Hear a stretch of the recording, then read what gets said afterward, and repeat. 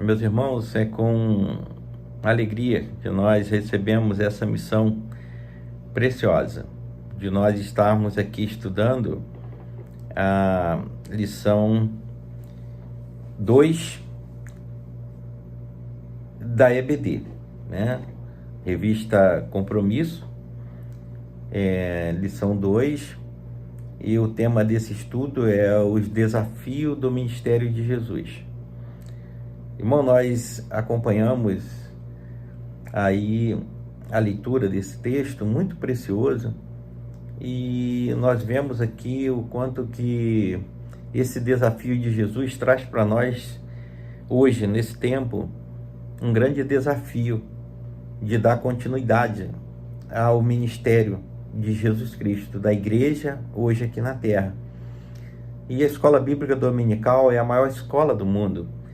E como isso nos alegra, nós termos consciência da responsabilidade que temos, né? De estarmos aqui estudando e compartilhando uma pequena porção da palavra de Deus às pessoas que, por alguns motivos, não têm podido ir à igreja e têm esse privilégio de estar acompanhando pela EBD Online. Agradeço aí o convite da nossa diretora, a irmã Esther, que nos convidou para nós estarmos trazendo aí, também somando com os demais nesse estudo. Quero, irmão, que nós possamos aproveitar ao máximo desse conteúdo e que nós possamos estar tirando alguns ensinamentos preciosos para o nosso dia a dia, para a nossa igreja, para a nossa vida espiritual. Creio que isso é muito lindo para nós. E aqui no início dessa revista, eu vou focar o texto aqui da lição, que fala que Jesus é o mestres e doutores da lei. A primeira parte, meus irmãos, que está lá em Marcos 2, de 1 até o 12, que nos ensina tantas lições preciosas, né? E que fala que é a cura do paralítico, né? De Cafarnaum. História lindíssima, irmão. E muitas vezes nós estamos aí, o mundo tem estado com muitos paralíticos, né? Pessoas que estão presas ao pecado, aos vícios, né?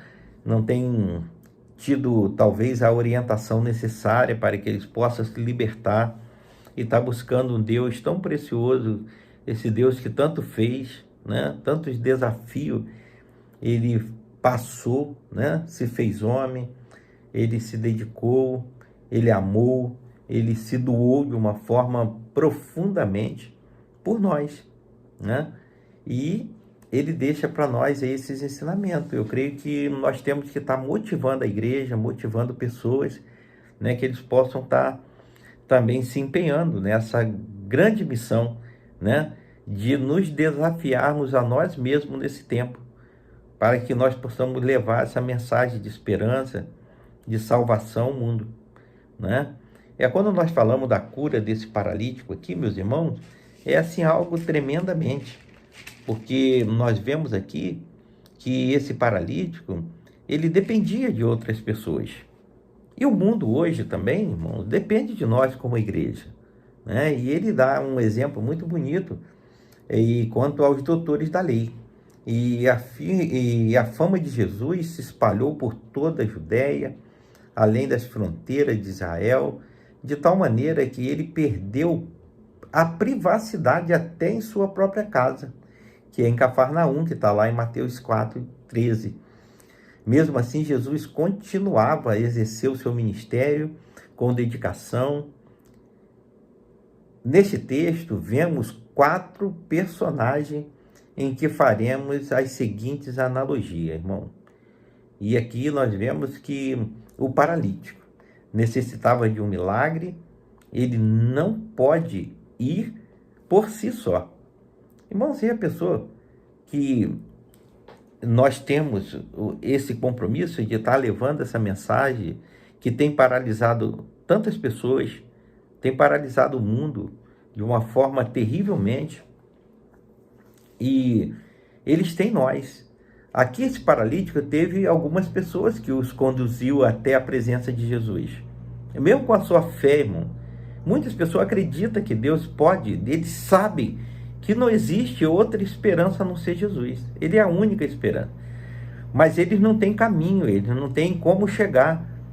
Existem muitas barreiras. Assim como esse paralítico que não podia andar, né? E o primeiro, ele fala que os desafios é o paralítico, né? O primeiro personagem é o paralítico, necessitado de um milagre. Ele não podia ir por si só a Jesus.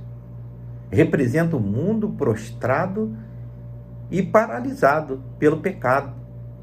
Aqueles homens é posto diante de Jesus para ser curado de maneira alpinista. Irmão, nós acompanhamos a história que a multidão, onde Jesus ia, a multidão estava. E como esse paralítico, além de não poder andar, ele também não tinha acesso à porta. E ele foi capaz de encontrar aqui 4 homens, irmão, pessoas de fé, solidárias e perseverantes. Enfrentaram o peso, o tumulto, a falta de espaço, mas não desistiram de levar seu amigo paralítico a Cristo. Não importam os empecilhos. A igreja também não deve poupar esforço para conduzir pessoas a Jesus. Que coisa extraordinária, irmão. Aqueles homens, eles não mediram esforço, irmão. Olha, ele, não importa o peso daquele homem, né? Eles escalaram aquele telhado para descer o paralítico ali na presença do Senhor Jesus, né? Eles não mediram esforço. E ele compara a igreja, nós como igreja. Quantas vezes que nós medimos, encontramos dificuldade em tudo, irmão? Nós não podemos, não temos tempo, e até natural. Mas ele desafia, né? Aquele mesmo desafio de Jesus no ministério, também é o nosso desafio hoje como igreja. Muitas pessoas que estão paralíticas hoje, irmão, de visão, de entendimento, de saber, né? Não é só aquele que estava com seu corpo ali com um defeito, né? Mas existem muitos paralíticos mentais, visuais, né? Que não conseguem andar. Então nós precisamos pegar essa pessoa pela mão e orientar, ensinar, mostrar o caminho para eles, né?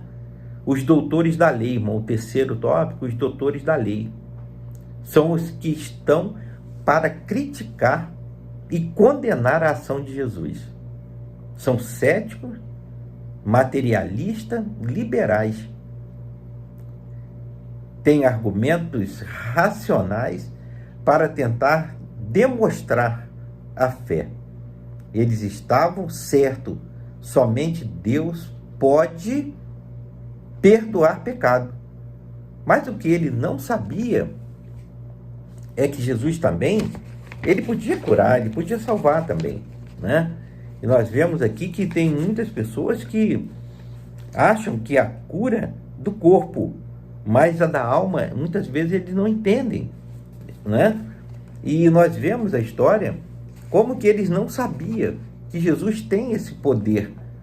Sabiam que Jesus, o Emanuel, portanto, tem poder para perdoar pecado. Eles achavam que era blasfêmia de Jesus, que ele estava blasfemando.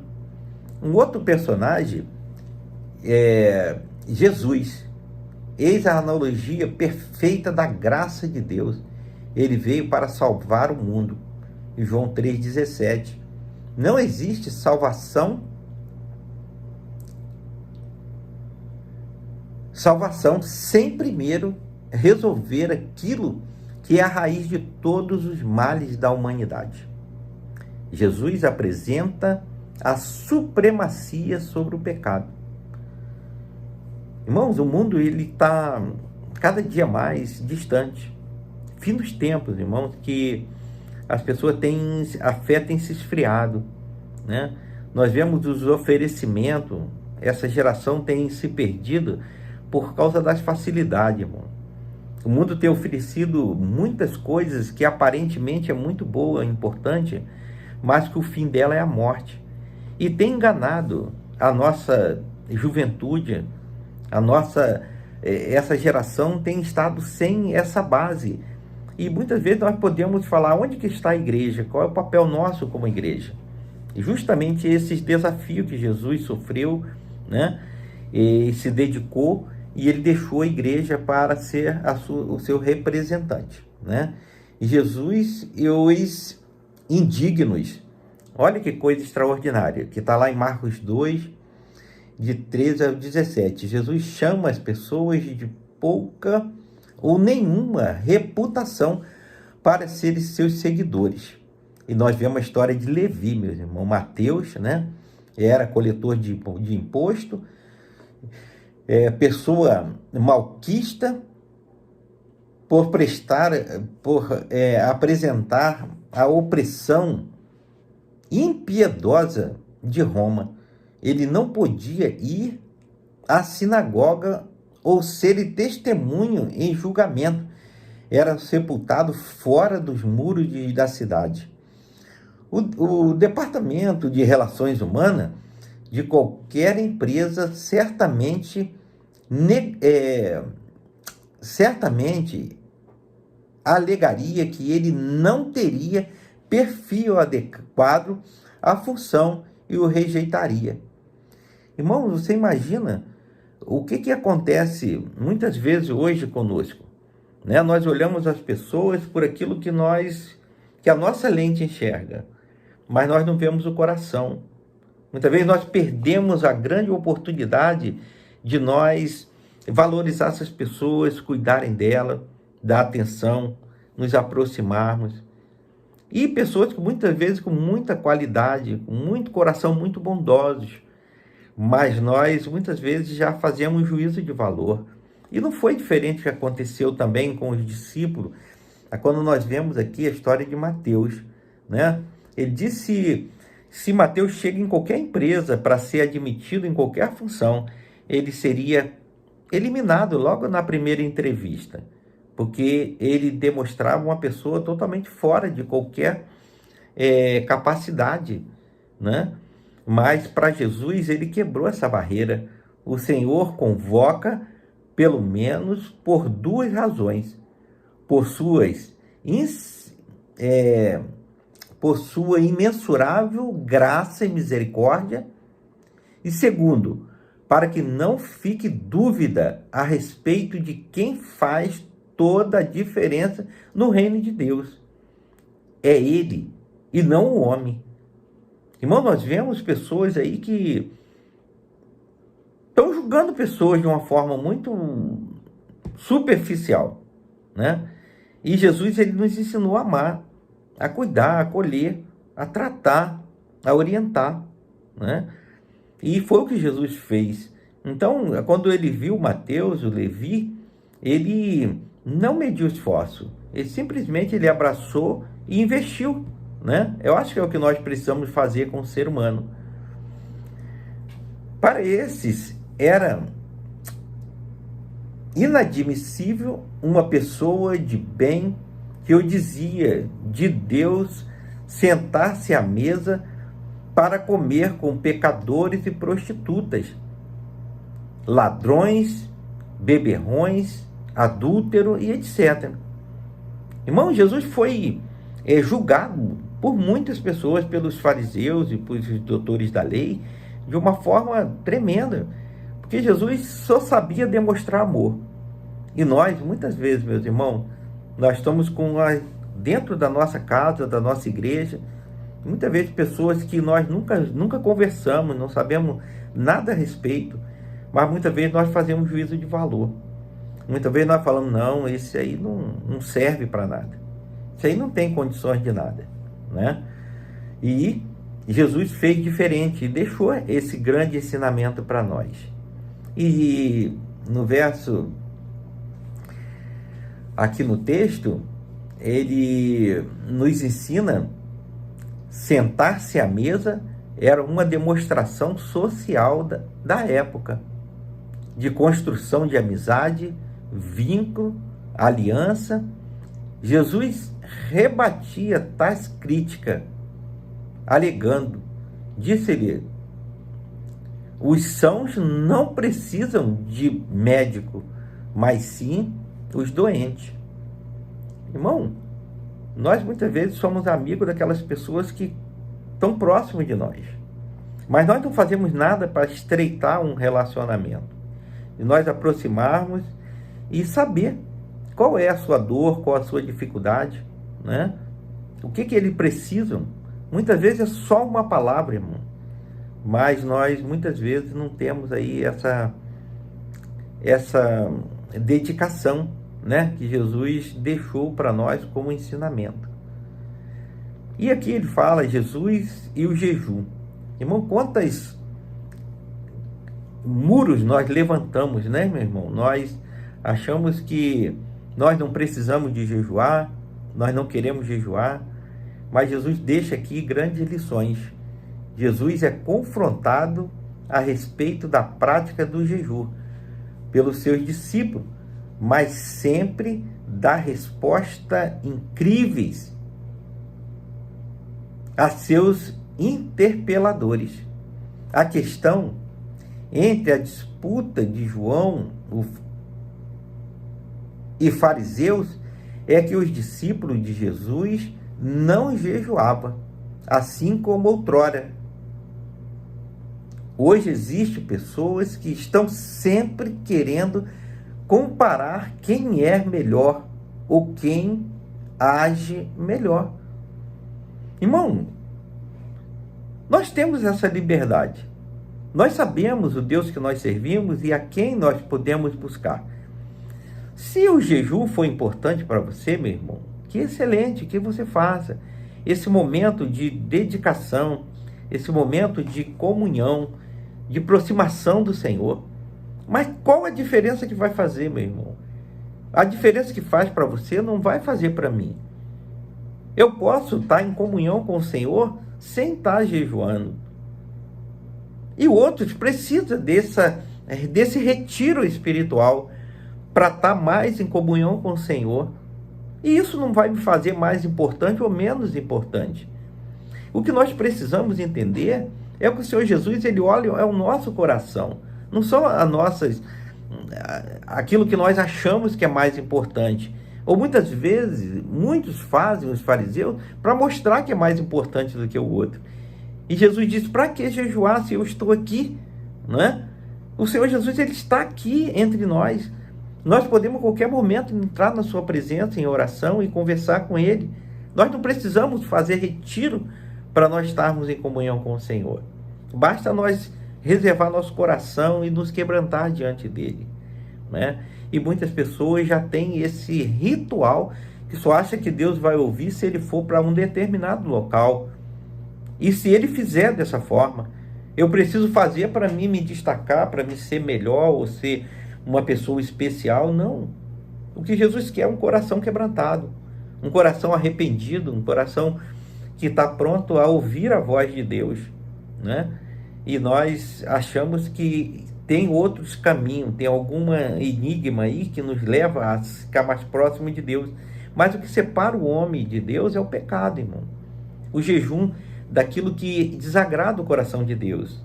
Quantas vezes que nós praticamos coisas, falamos coisas, nos envolvemos com coisas que nos afaste de Deus.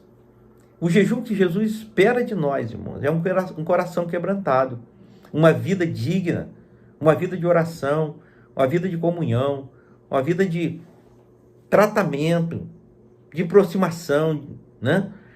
E nós muitas vezes achamos que é o ritual. Vamos para o monte, vamos ficar sem o alimento físico. Irmão, se você depender disso, amém, faça.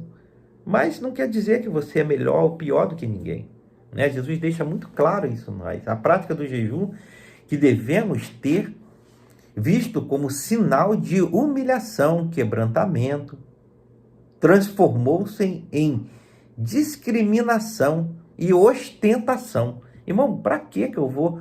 Esse jejum perdeu totalmente o sentido. É isso que Jesus nos ensina, né? Deus conforta essa prática de aparência. Jesus afirma que não há sentido algum para o jejum se ele está entre eles, Todavia, não condenou a prática do jejum, mas a motivação e a maneira como era praticado. Irmão, Jesus, ele quer o coração, ele não quer saber de ato, ele não quer saber. Muitas pessoas, eu posso muito bem colocar aqui uma roupagem, né? Uma fantasia e demonstrar uma coisa que eu não sou, irmão. Não é isso que Jesus espera. Jesus quer, ele espera de nós um coração quebrantado, um coração que ame ao próximo, que ame a sua igreja, que está próximo do Filho de Deus.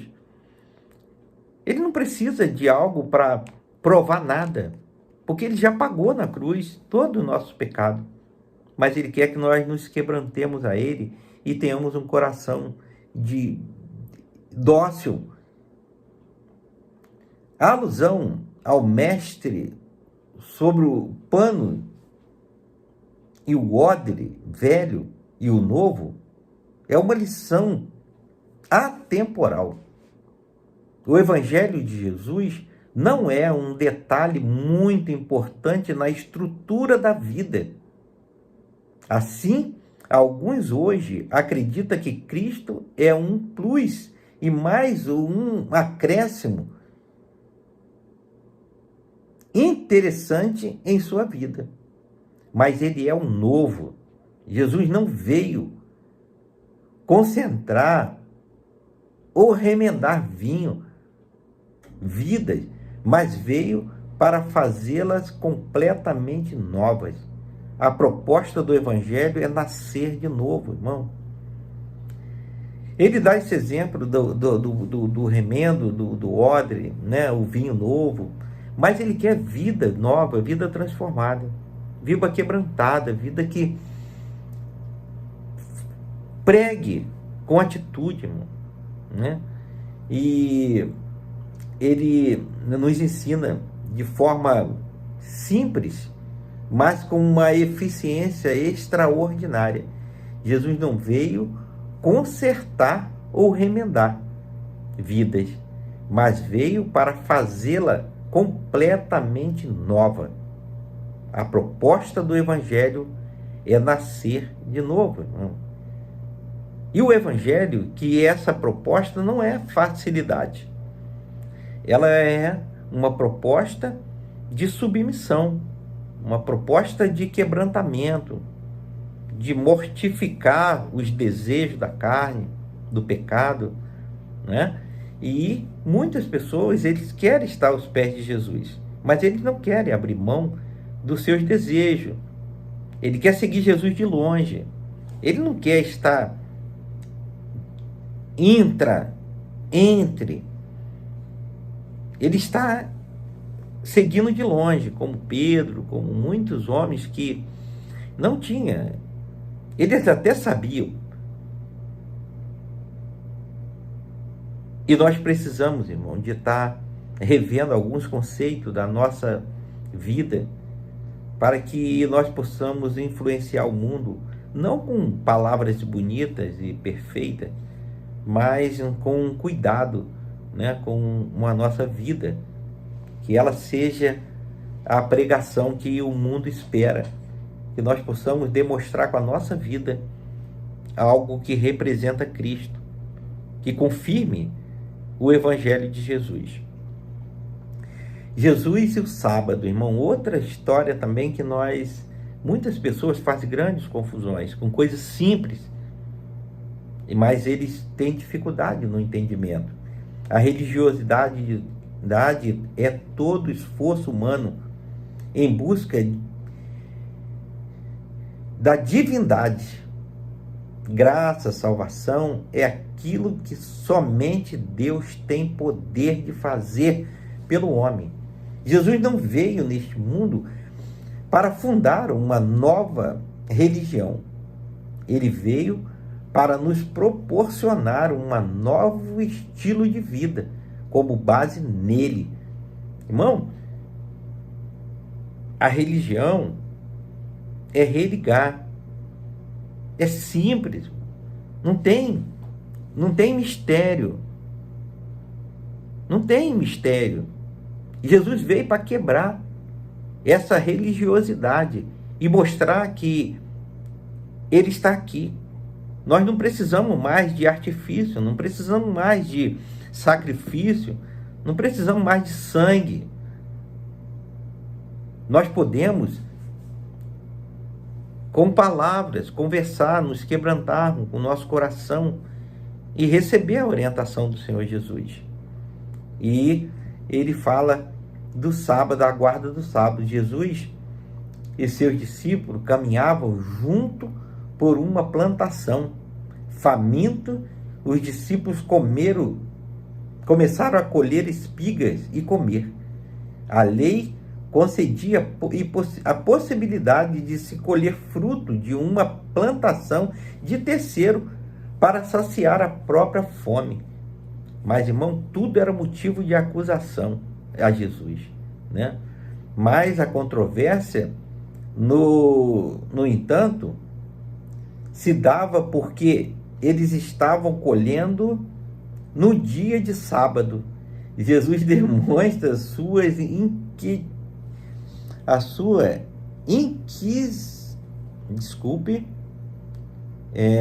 demonstrava seus inquiridores, afirmando duas verdades informáveis. O sábado foi feito por causa do homem, e não o homem por causa do sábado, que é o nosso texto áureo do nosso estudo, né? O Filho do Homem é Senhor até mesmo do sábado. Infelizmente, alguns valorizavam mais a doutrina do que a necessidade das pessoas, mas a regra do que o amor por estas.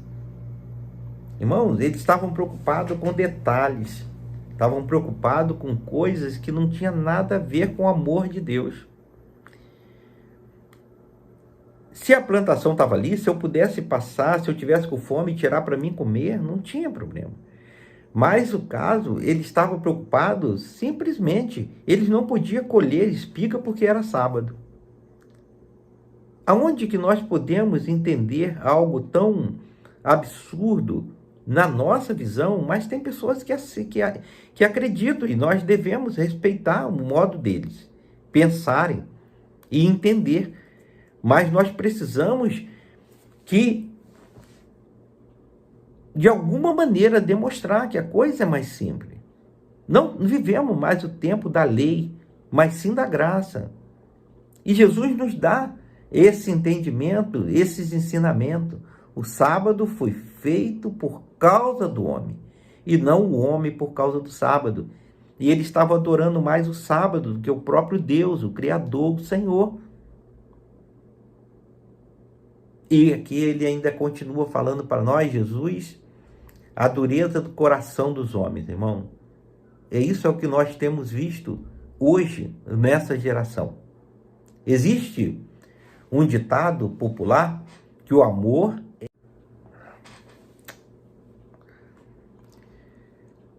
Jesus é a dureza do coração dos homens, irmãos. Essa é a segunda parte da lição, que está em Marcos 3, de 1 a 12. Existe um ditado popular que o amor é cego, mas o ódio também.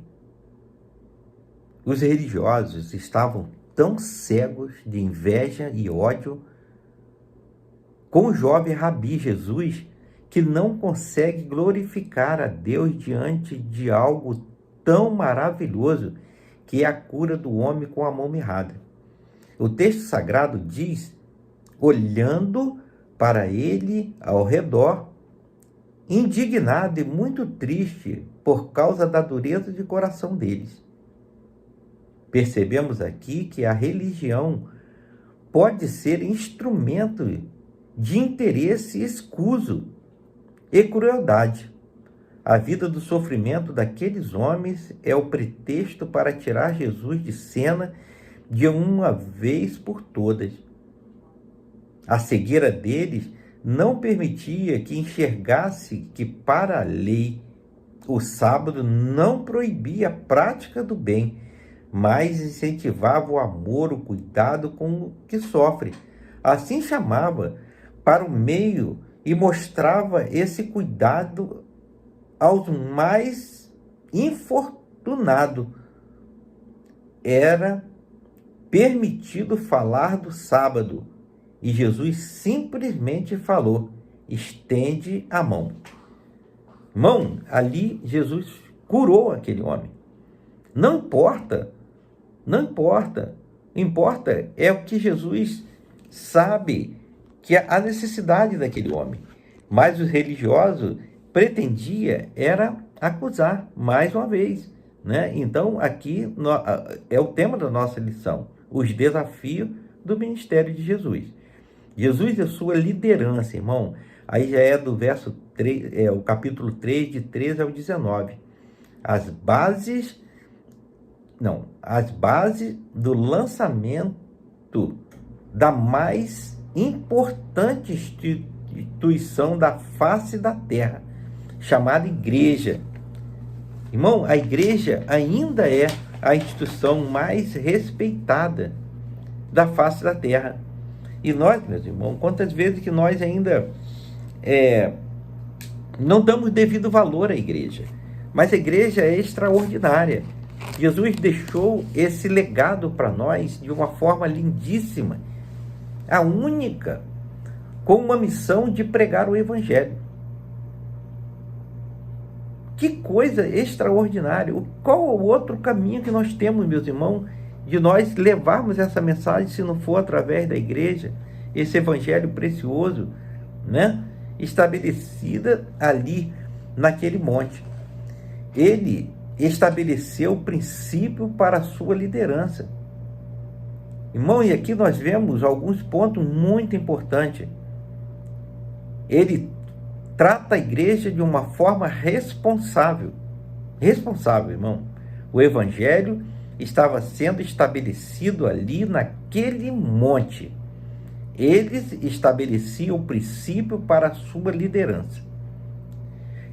E a primeira é segundo a sua vontade.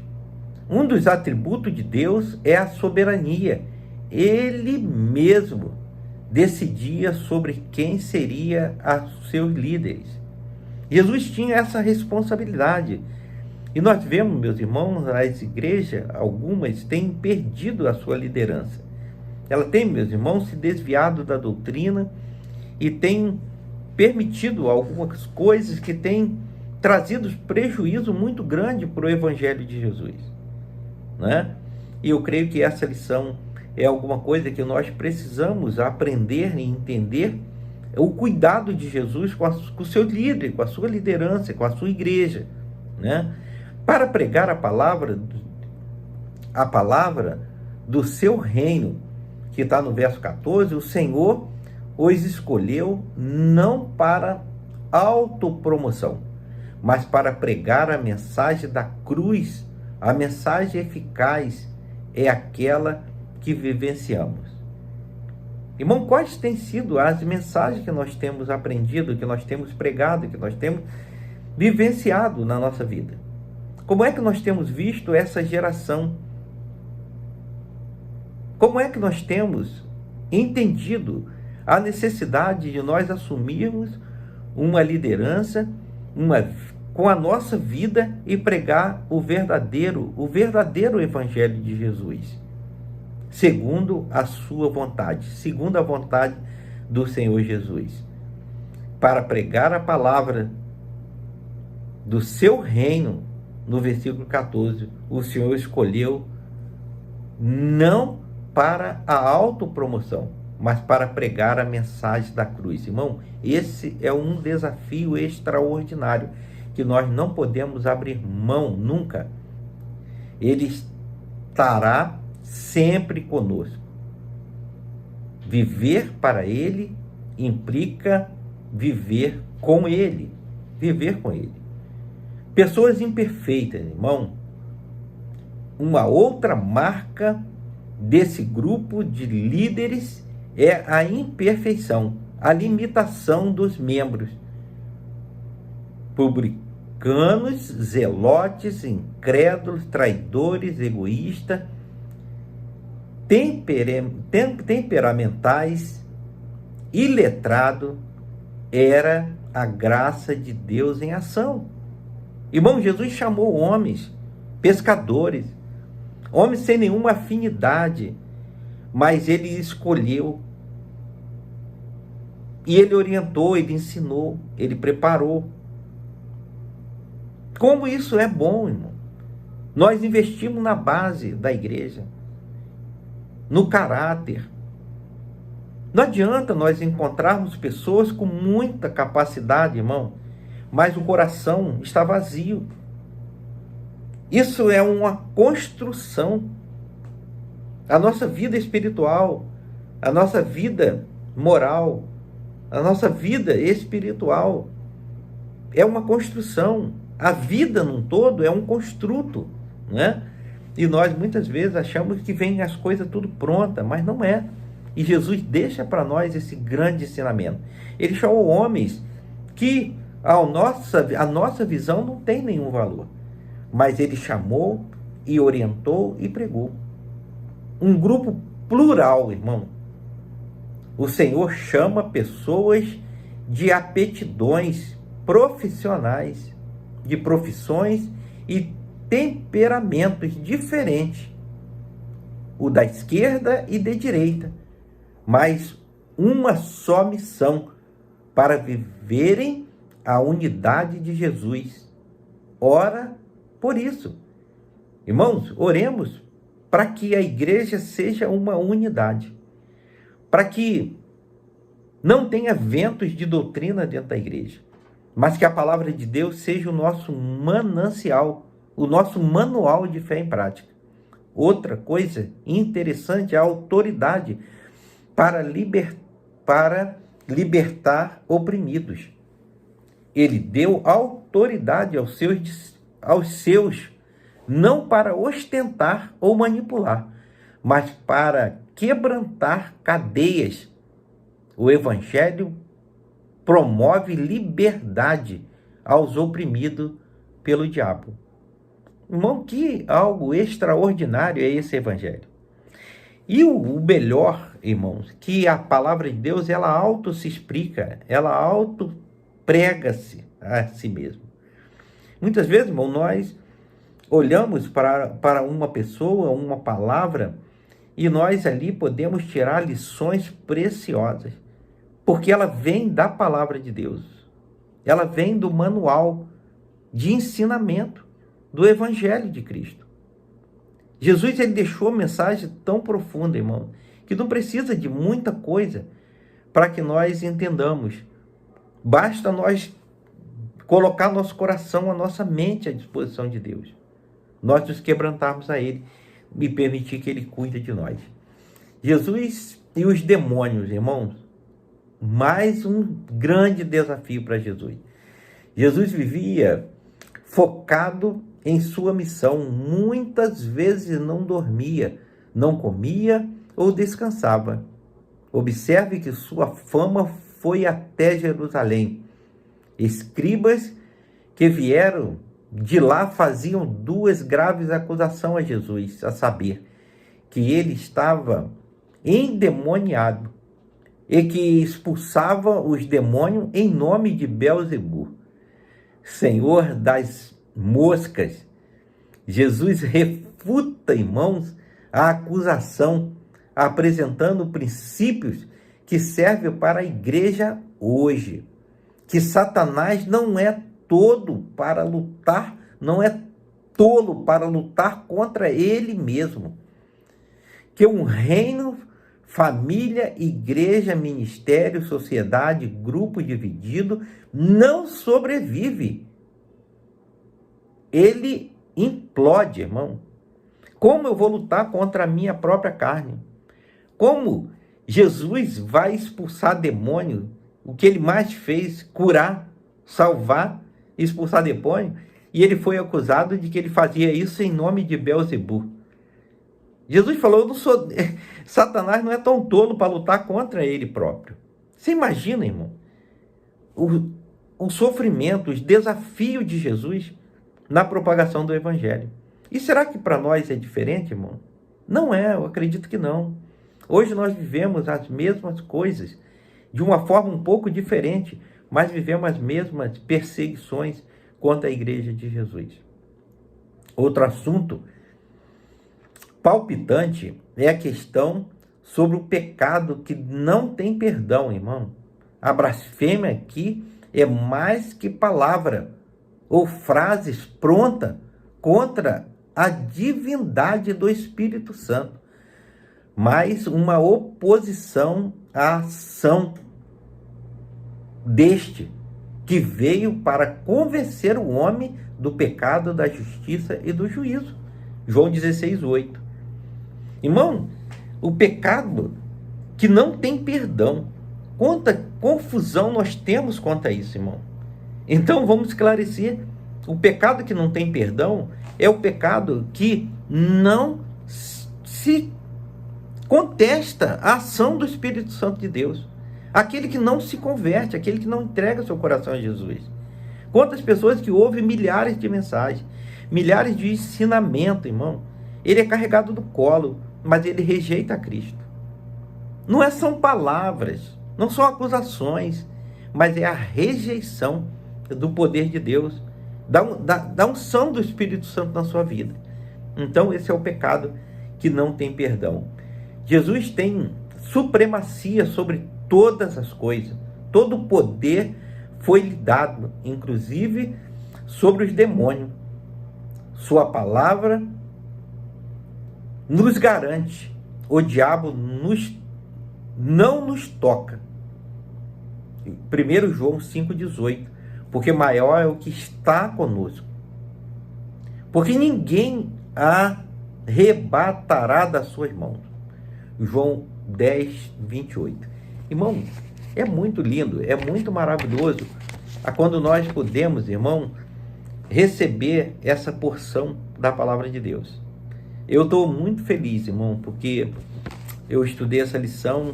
Tenho certeza que eu talvez não fui tão claro em alguns pontos, mas eu tenho certeza que nós podemos, irmãos, ainda estudar melhor e aqui nós tirar daqui lições preciosas. Como nós falamos aqui, que Jesus, ele é Senhor da nossa vida. Ele cuida de nós. Nenhum demônio tem poder sobre a nossa vida, irmão. Mas nós precisamos entender isso e viver e praticar. Colocar a nossa fé, a nossa esperança no Senhor Jesus. Irmão, que Deus abençoe você que acessou os canais e que ouviu aí esses relatos preciosos da palavra de Deus. Nenhuma palavra aqui é minha, mas apenas nós tiramos. Eu nem fiz um resumo, mas eu acompanhei a própria lição, porque ela é muito clara, muito simples. Não dá tempo de nós lermos o texto, mas está baseado em Marcos 2, capítulo 2 e o capítulo 3, que é assim uma leitura facílima de ler, de entender, mas eu optei em abordar os tópicos da lição. Eu quero agradecer, meus irmãos, você que separou esse momentinho para estar alimentando a sua alma dessa porção da palavra de Deus. Eu quero orar com você, agradecendo esse momento que passamos junto, estudando a palavra de Deus. Deus querido, nós rendemos graça ao Senhor pelo privilégio, Pai, que Tu nos concede de nós estarmos, ó Deus, aqui aprendendo mais de Ti. Seu Deus, que Tu aplique no nosso coração, na nossa mente, na nossa vida, Senhor, essa lição de tal forma, Pai, que nós nos tornemos pessoas melhores. Que nós sejamos, ó Deus, apenas instrumento nas Tuas mãos, para que nós possamos, ó Deus, assim, levar essa mensagem, Pai, a tantas vidas que carecem da Tua graça, do Teu amor, da Tua misericórdia. Pai, nós louvamos o Teu nome, Pai, pela Tua igreja, pela liderança da nossa igreja, a primeira igreja batista Nova Iguaçu, as famílias, Pai, da sua igreja, a liderança, o nosso pastor, Senhor, todas as pessoas, Pai, que direta ou indiretamente, está envolvida, ó Deus, na propagação do Teu Evangelho. Que ele seja, ó Deus, abençoado, que ele seja renovado e que eles possam cada vez mais, ó Deus, estar empenhado, ó Deus, nesse objetivo, nesse desafio, Senhor Deus, de levar a mensagem de esperança, de salvação, de cura a quantas vidas carece, Pai, na face da terra. Oramos, Deus, assim agradecido, em nome de Jesus. Amém.